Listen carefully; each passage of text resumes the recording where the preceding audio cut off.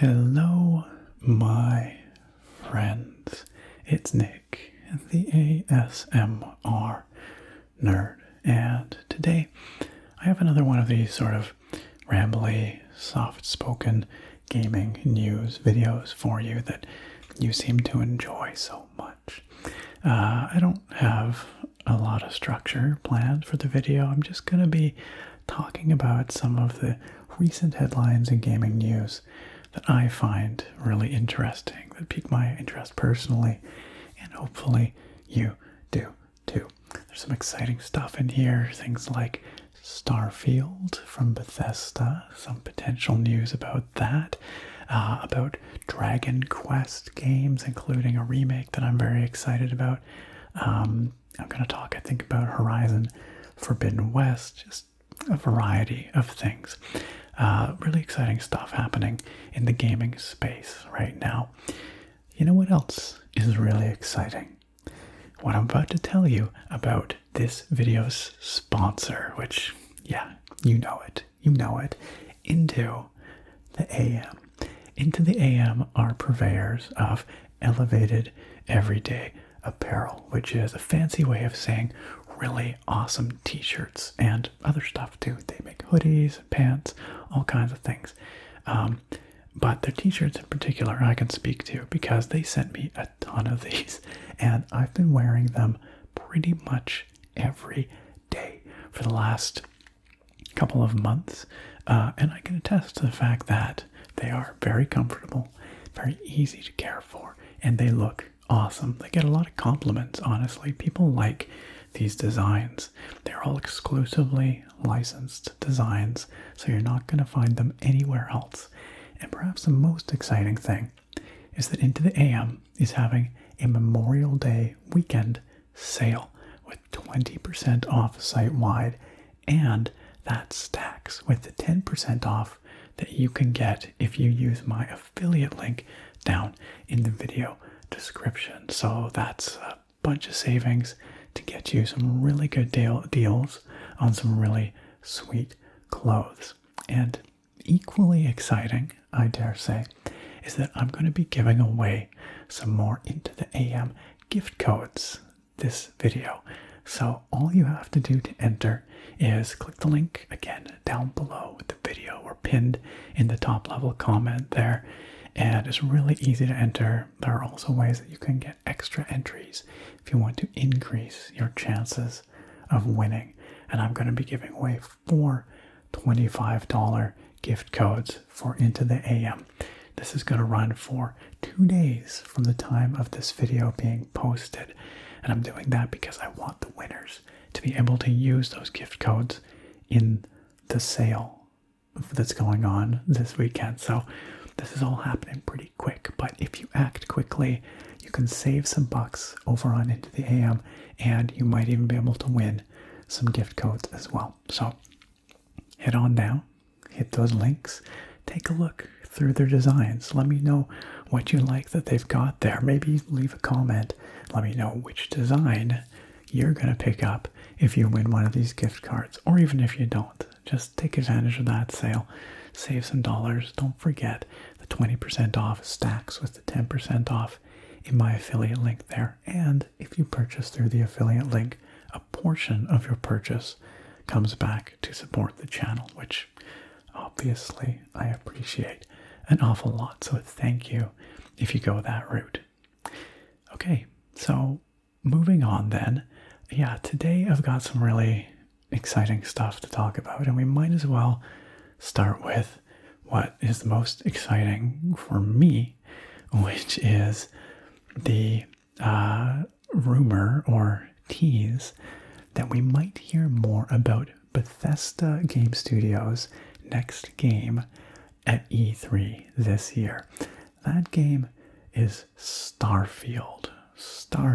Now, Bethesda officially announced Starfield almost 3 years ago now, back at E3 2018, and I was actually live streaming that announcement on Twitch, and that was the same year they also announced officially The Elder Scrolls 6. And there was a lot of hype there. Starfield in particular is very interesting because it is the first new IP, the first new RPG intellectual property that Bethesda has come up with in over 25 years, I believe. And it is something that they've been working on in some form or another, or at least thinking about for decades now. This is the game that they've wanted to make for many years, but just didn't have the time. It is a sci-fi RPG, that much we know. But beyond that, we have very, very little to go on. Todd Howard has told us that it's a Bethesda game at its heart. It's definitely got that Bethesda RPG DNA in it, but it's also going to introduce a whole lot of new mechanics and systems, things that they just couldn't do before. And perhaps even more excitingly for longtime fans of Bethesda's games, it is the biggest engine rewrite that they have ever done. And so I'm expecting some really interesting stuff out of this game. And as a result of all this sort of, interesting new tech and, mechanics and everything that they seem to be packing into this game, I think the hype for this game is maybe a little unwarranted for a game that we know so little about. Obviously, I'm part of that hype. Like, I can't help but be excited about it because I love what Bethesda does, and I really want to see something fresh and new out of them, and return to form, if that makes sense. Given that they've kind of fallen out of the public graces over the past few years, and then there's a Fallout 76 fiasco, and then the Microsoft acquisition more recently. So there's been a lot of uncertainty around Bethesda and Starfield and what it's going to look like and when we're going to hear about it. Again, it's been basically a content drought, aside from just a handful of very, very vague comments from Todd Howard. Basically a content drought since that little teaser back in 2018. So all of that is to set the scene here as to why this is exciting to me. Microsoft recently announced that they are doing a joint press conference with Bethesda this year during the E3 timeframe. E3 is going to be exclusively online this year, and Microsoft has a big press conference planned with Bethesda on June 13th. And they released a teaser image, which I'll put up on the screen here. And there's a lot going on in this teaser image. Obviously, they're going to be talking about, Halo and all kinds of other Microsoft properties. But the thing to note here is the bottom left-hand quadrant. Some eagle-eyed observers on Twitter and elsewhere noticed that the bottom left quadrant features a horizon of a planet that looks very, very familiar. And if you compare it with that 2018 Starfield teaser trailer that they released, you can see that it is in fact the same planet. You can look at the landforms and the water patterns, and it matches up perfectly. And so this is a very subtle but pretty definitive indication that we are going to see and hear more about Starfield at E3 this year, certainly during this Microsoft/Bethesda press conference. Really, it's just a Microsoft showcase because, again, Bethesda is now owned by Microsoft, but Bethesda, the name, has such weight, and in previous years, before they were acquired, they held their own press conference, right? Bethesda did. So I think that's why they're calling it a joint Microsoft and Bethesda press conference, kind of giving them giving Bethesda, the respect that is due. So, what can we expect to hear about Starfield? Right off the bat, I think that a release date is probably out of the question for this E3. That's just based off my feelings and some industry scuttlebutt that seems to be suggesting a 2022 launch for Starfield, which is interesting because Bethesda I was going to say in recent years, but really not recently because I haven't put out a lot recently, but in the last decade anyway, Bethesda has really been careful about managing expectations by not revealing their games too early. They like to have a very short cycle from when they have their big info dump reveal to launch. I think they sort of aim for 6 to 7 months at least with I think that was the case with Fallout 4, 76, and maybe even Skyrim. I don't remember exactly, but that seems to have been their philosophy over the last decade and change. So if they were to do a big info dump and reveal a bunch about Starfield this E3, it would be surprising to me if it was launching in, late 2022, which seems to be what the industry rumors are suggesting right now. Optimistically, I want to hope that we might actually see it as soon as, late 2021 or early 2022. Bethesda has traditionally favored the November timeframe for their releases, kind of in that run up to the holiday rush and all that, the holiday sales season. But yeah, just given, I don't know, it just seems like there's not a lot of industry information pointing towards a November 2021 launch. That's what I would hope for. That's what I'm secretly, have my fingers crossed we're going to hear at this E3 press conference. But the safe money seems to be on something further out than that, maybe as late 2022, in which case we won't get a release date announcement at E3 this year. I think it's pretty unlikely altogether. But I do think we will probably finally see some actual gameplay footage. I would bet we might hear sort of some high-level talk about the setting, the atmosphere. These are things that we just don't really know right now. Pretty much all we have to go on is that 2018 teaser trailer, which was very sparse. We know, again, that it's going to be a sci-fi game. It's going to be an RPG. It's probably going to be pretty open and kind of systems driven. It's a Bethesda game, after all. The tone of that 2018 trailer makes me think that this is going to be pretty hard sci-fi, less fantastical than, say, Mass Effect, and a little more grounded and near future. And there's a couple of things that Todd Howard has said that corroborate that hunch. One thing he said in an interview was that space flight in this game is going to be dangerous, kind of like 1940s aviation. So that gives a sense of kind of scrappy, pioneering, in some ways, kind of setting where, there's a risk involved, and sometimes things feel like they're kind of cobbled together.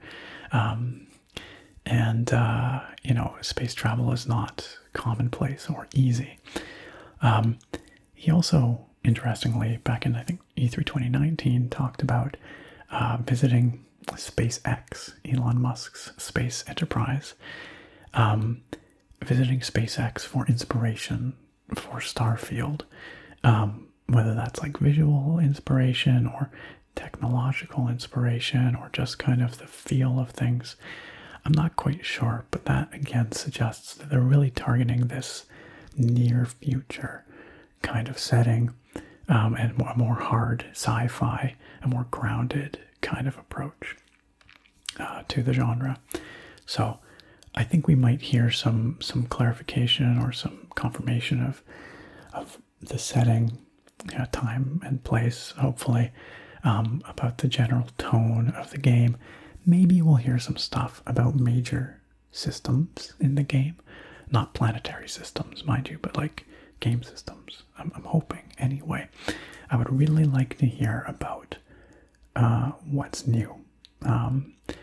We know Bethesda can do big open settings. We know that they can do dynamic quests and procedural quests to a degree and that kind of thing. But Todd Howard has definitely stated that there are some, kind of brand new systems that that they're implementing in Starfield that they just couldn't really do or didn't make sense in the context of, say, Elder Scrolls or Fallout.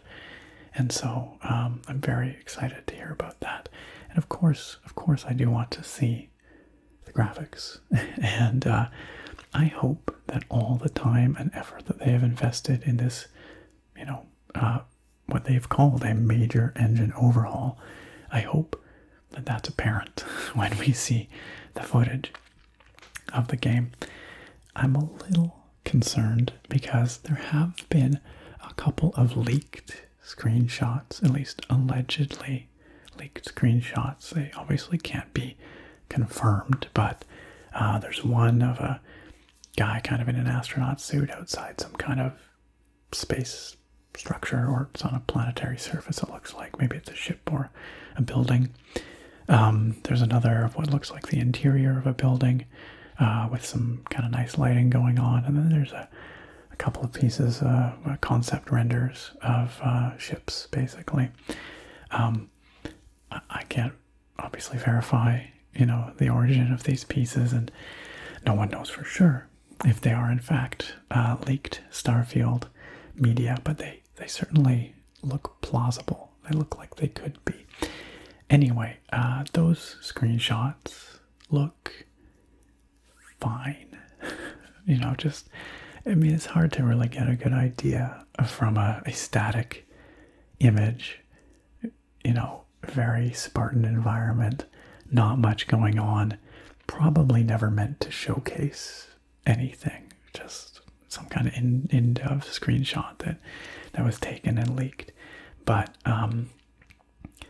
they're not immediately blowing me away with their graphical fidelity either. It doesn't look like a generational leap necessarily, and there's definitely something about that screenshot with the astronaut, the guy in the spacesuit, that looks to me like a Bethesda game. Like, I can't quite put my finger on it, but it looks like a screenshot that might have come out of Fallout 4 or something like that.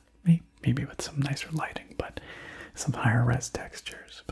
And again, who knows from what point of the game these screenshots were leaked, if they're even from the game. Could be very early in development. They might not be final assets. Could be early alpha. Who knows? Anyway, really, I probably shouldn't read anything into those leaks. We should just wait and see what they actually showcase. But the real news here is,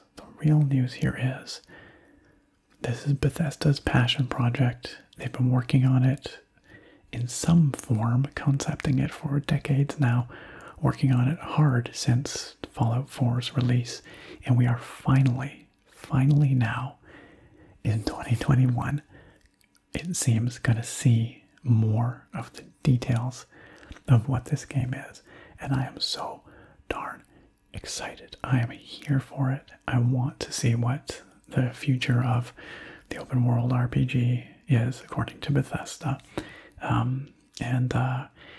And it's exciting to me too, because this is, I think, a passion project for them in a way that they haven't had for a long time. Elder Scrolls is obviously a native Bethesda property that they have a lot of passion for, but they've been doing it for a very long time. Fallout is something they kind of adopted, and they do a great job with it, but again, they inherited the franchise, and it's not their passion necessarily. Starfield is something that they've wanted to do, I think, since the late 90s. I remember Todd saying in an interview. And something they've been rolling around, or maybe it was the early 2000s. I can't remember exactly, but something they've been rolling around in their heads collectively for a very long time. And now is finally the time they're bringing this to fruition. And I really hope this marks a return to form for Bethesda, especially with all the additional assets from Microsoft at their disposal. You know, they got a lot of resources. I would think. I mean, I don't know. I don't have any insider information, but Microsoft got that money, right? So, and they certainly wouldn't invest billions in ZeniMax and Bethesda just to shortchange them on development funds and whatever. So, I think there's a real chance that Starfield could knock it out of the park. And again, all with a grain of salt. You know, the hype train can sometimes go off the rails and all that, but I'm excited for it. I'm very cautiously optimistic, and I'm very, very excited that we're finally going to get to see something of this game. Hopefully a substantial something at E3 2021. So the next thing I wanted to talk about was some exciting Dragon Quest news. Quite recently, Square Enix held a press conference where they revealed a whole bunch of new Dragon Quest stuff. Now, my relationship with Dragon Quest goes back quite a long ways. My first exposure to the series was on the Game Boy, actually, playing the Dragon Quest 1, which was called Dragon Warrior at the time, Game Boy port. The original games, of course, launched way back in the 80s for the NES. Dragon Quest 1, 2, and 3. I don't know about 4, but 1, 2, and 3 were all NES titles, which were later ported over to, I think 3 was ported to SNES, and Game Boy Color, where I eventually played it as well. But I haven't really kept up with the series that much in recent years, I must say.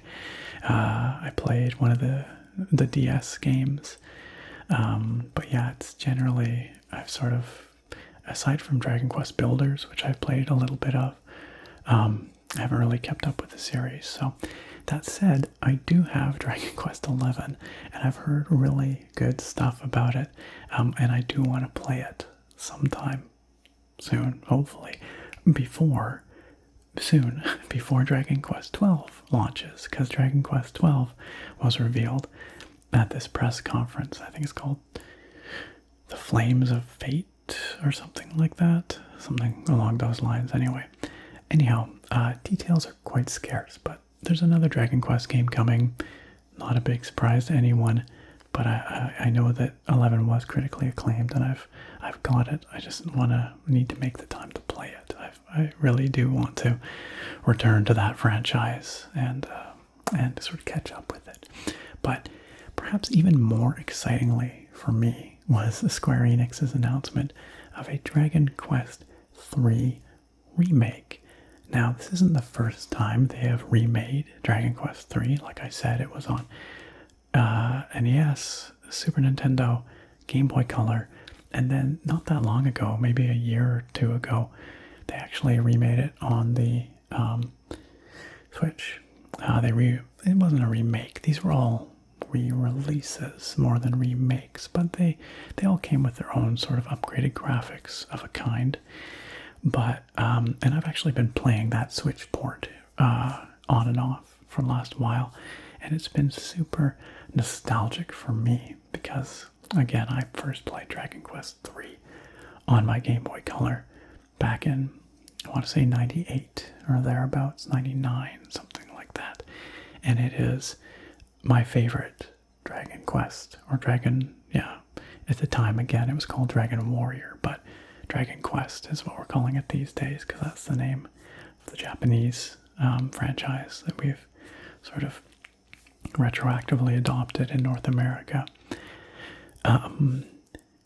yeah, it's my favorite Dragon Quest game that I've played anyway, having not played all of them. Anyway, the point is that this remake of Dragon Quest III is using what looks to be the Octopath Traveler engine.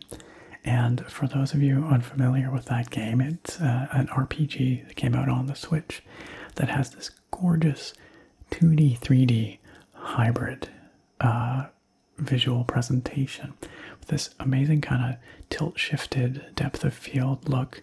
You get these like 2D sprites for a lot of the foreground stuff, including the characters, and you can see and appreciate the pixel art. So you get this kind of old school feeling, but then it's merged with these 3D environments with dynamic lighting and this depth of field, and it makes for this really, really gorgeous presentation. That is a treatment that I'm so happy to see that Dragon Quest III is getting, because the Switch version of Dragon Quest III was, or is, fine. I think it takes some of the background graphics from the SNES version and then adds in some high-res character art, which looks kind of weirdly mismatched and a little bit awkward. Like, it's not bad, and the game is fine. It's that game, But it looks like what they're doing for this new remake is much more grandiose, in its presentation. And they didn't give any details as to whether there would be updates to the gameplay or modernizations or quality of life features or anything like that. As far as I'm aware, they haven't commented on that. Really, they've just showed us this presentation, this graphical presentation in this 2D, 3D diorama-like rendering of this world. And that's enough to get me very, very excited. You guys know I'm a sucker for nostalgia. And this looks like it's just doing a really wonderful job of presenting a lot of that classic stuff. Again, I'm especially excited by the way the combat looks more dynamic. The overworld looks super duper gorgeous. It almost reminds me of like a Total War map, kind of, in a weird way. If you see the trailer, you'll see what I mean. But and the music, it seems like, at least if the trailer's anything to go on, we're going to get a full orchestral recording of the score. And the Dragon Quest III music is fantastic as well. There are some really, really memorable themes, and it's a great game. It's a really good game. I think that the basics of that game still hold up. But it would be nice to see some modernization and some quality of life features. Going back and playing it on Switch with the remake that currently exists, or remaster, I guess. I shouldn't be calling it a remake. It reminds me that it's very grindy. It's one of those classic JRPGs from the 80s originally. And there's some real sudden spikes in difficulty where, you go in there thinking, oh yeah, I've been doing some extra leveling up on the side. I've got some of the best gear available to my characters right now. It's going to be a piece of cake. And then you just get smacked down. So you really do have to take the time to grind and level up in that game. So it would be nice if they dialed back some of that or gave you the option, maybe implemented something like we saw in, was that Bravely Default, where they had the slider that lets you control the encounter rate in the overworld, that kind of stuff.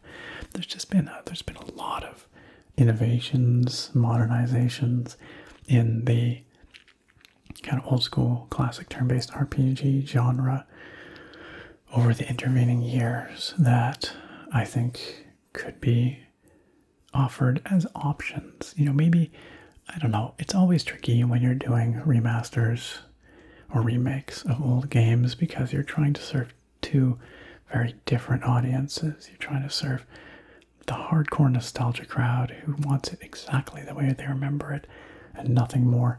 But you're also trying to welcome new people into the fold and bring new players into a classic game or classic franchise. And there's really no winning for developers in this situation. No matter what, someone's going to be left pissed off and upset that you didn't do what they want. But maybe they could offer some kind of purist mode, for those real diehards who want it exactly the way they remember it, grinding and difficulty spikes and all. And then, a sort of a modern enhanced mode for people who are more willing to have some of those modernizations and quality of life features brought in. I don't know. Anyway, it's all speculation. They haven't said anything about those aspects. All they've done is show this really gorgeous looking trailer with this beautiful visual presentation and amazing orchestral soundtrack. So here's hoping that Square does a good job of that. They do that game right, and it's exactly what my millennial nostalgia craving heart desires. We'll see. And then I think the final thing that I wanted to touch on briefly here is kind of news, I guess, but it's more just something that you really ought to go see if you haven't, and that is the Horizon Forbidden West gameplay trailer that Sony released alongside Guerilla, the developer, in the PlayStation State of Play just today when I'm recording this. And this is the sequel to, I think it's 2017's Horizon Zero Dawn. I think that was when it came out originally, which was a PlayStation exclusive at the time on PS4. It has since been ported to PC, which I've played it a little bit there. I actually did a video with it here on the channel, a little wandering video, which you can check out if you're interested. But I never finished it. I have a lot more actually to play through. But seeing this trailer for Forbidden West really reminded me that I have to go back and finish that game. People talk so passionately about the story of that game. People really seem to love Horizon Zero Dawn. And it was a beautiful game at its time. It's still actually very gorgeous, but clearly held back by the limitations of the platform at the time. But Forbidden West, oh my gosh. And the graphics are just unbelievable. If you go watch that trailer in its entirety, do yourself a favor. It's 15 minutes of some of the most jaw-droppingly gorgeous gameplay I've ever seen anywhere. It looks truly next gen. And this is actually interesting to me specifically because this is actually still a cross-gen title. The footage from the trailer is obviously running on PlayStation 5, and I believe they state as much, but it is going to be available on PS4 as well.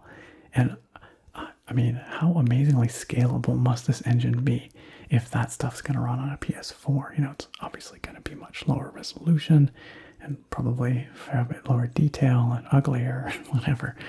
But still, the fact that whatever they have is going to be able to scale from what we see in that trailer running on PS5 hardware down to something that's going to, hopefully, at least purportedly, run acceptably on a PlayStation 4 is pretty impressive.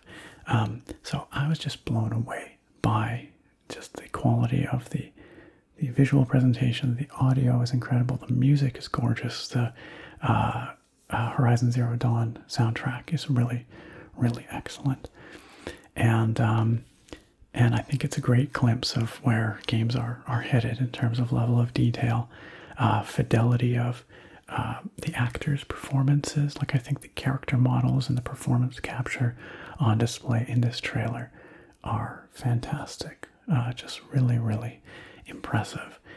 And so we're finally getting a taste of what this next generation is really looking like. But this is still not natively developed for PS5. So there's still room to grow in that capacity.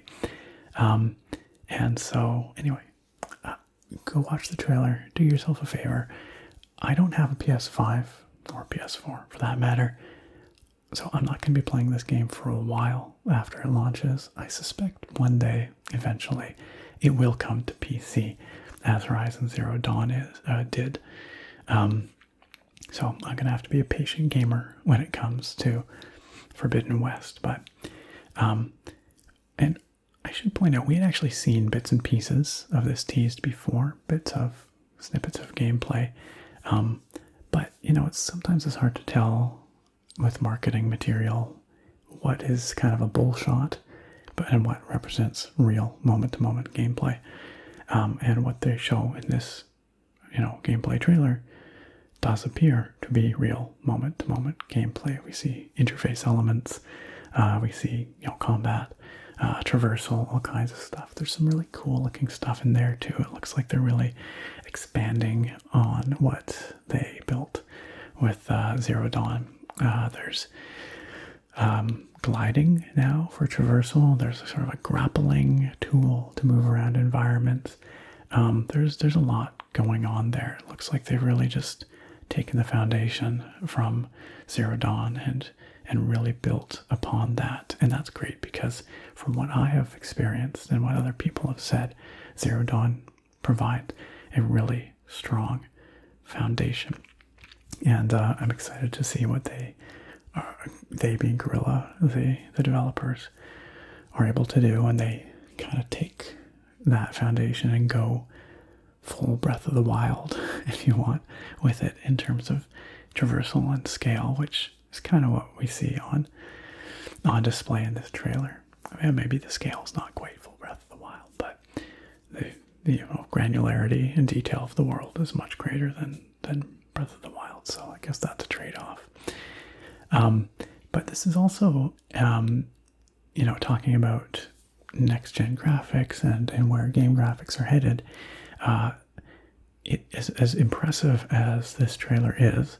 It's not, again, a next-gen native title.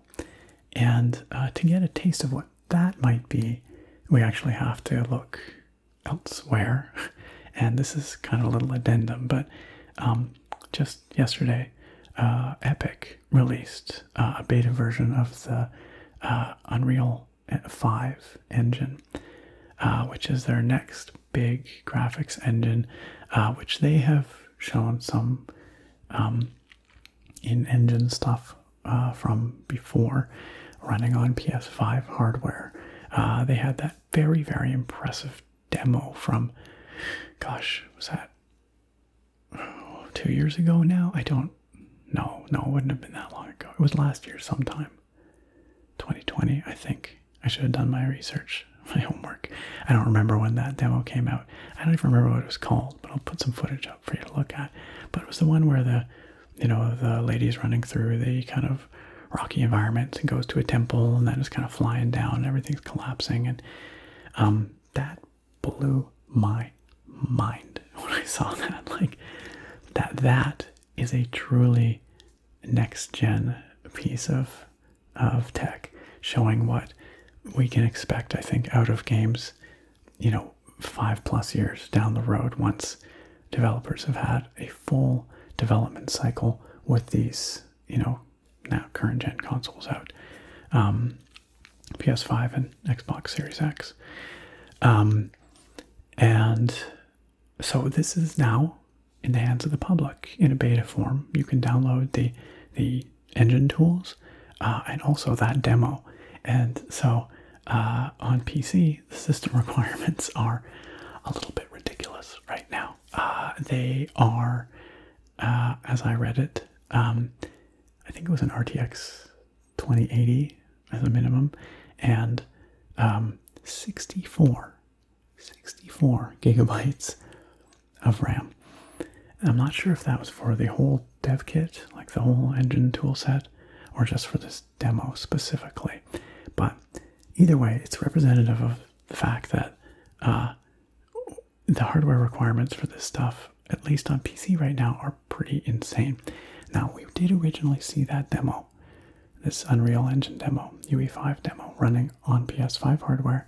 It seemed to be running at some kind of upscaled 1440p and at least 30 FPS. So, you know, that gives you an idea of what that hardware is capable of. On the PC, maybe it's not optimized yet. One of the biggest issues is that Xbox Series X and PS5 both have dedicated hardware for input-output from their ridiculously fast solid-state drives. And so the I/O, the bandwidth capability of those consoles is actually much higher than PCs right now. So that's for getting assets into and out of storage, which is very, very critical for this Unreal 5 engine because it relies on these incredibly detailed photogrammetric models, at least this demo does, which are huge in their texture detail, their mesh, their number of polygons in their meshes, all this kind of stuff. And then it dynamically scales those in the engine. That's my understanding. So that, instead of having low detail models, LOD models that appear at a distance, and then as you get closer, the higher detail models pop in. That's been the paradigm for a very long time now in gaming. But under UE5, you basically have pixel level resolution for these meshes and textures, and they dynamically update as you get closer or further from these objects, which is super, super cool. That's so freaking cool. So you're not really going to be able to see polygons or pixels and textures. That's the promise anyway, or the hope. This is a layman's understanding, I must point out, because I'm not a graphics engine programmer or any kind of game design or, game development professional.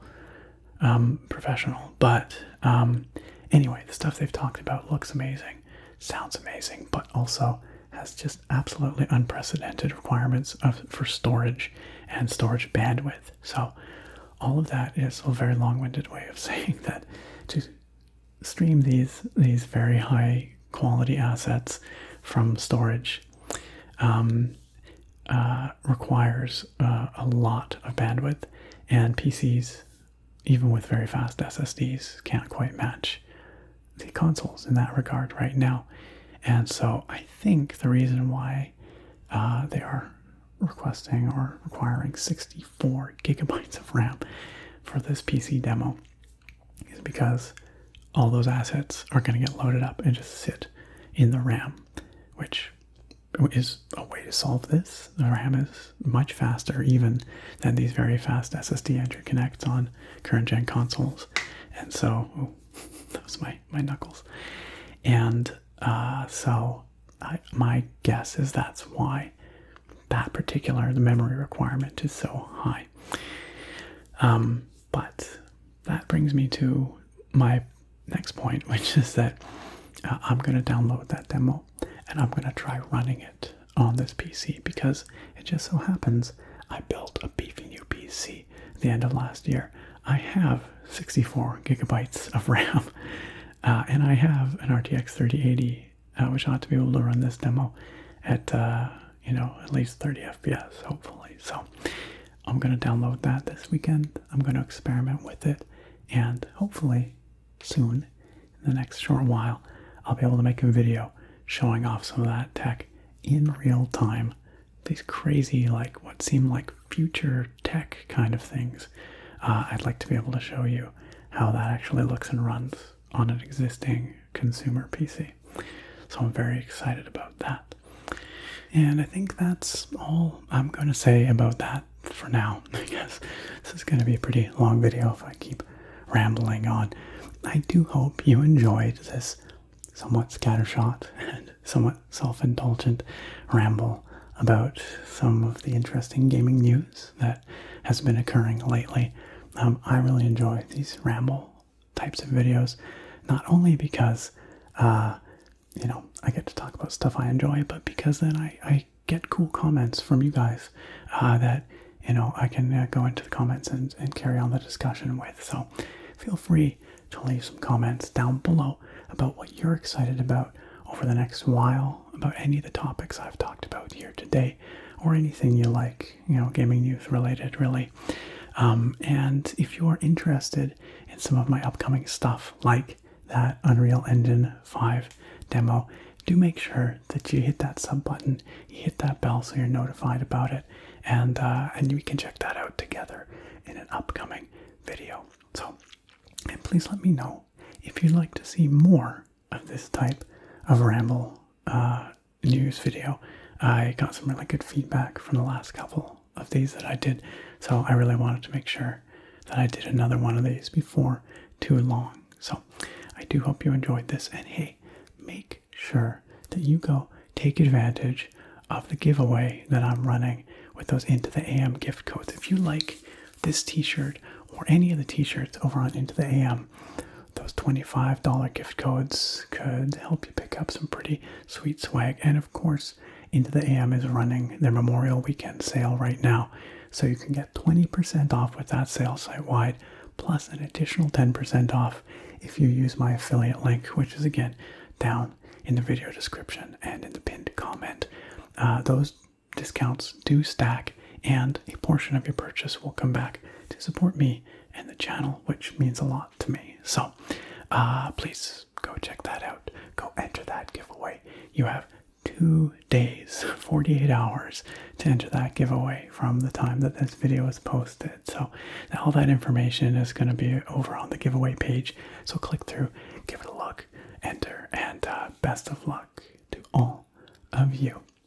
All right, thank you all for watching. I look very forward to having you back here next time. Farewell for now, my friends.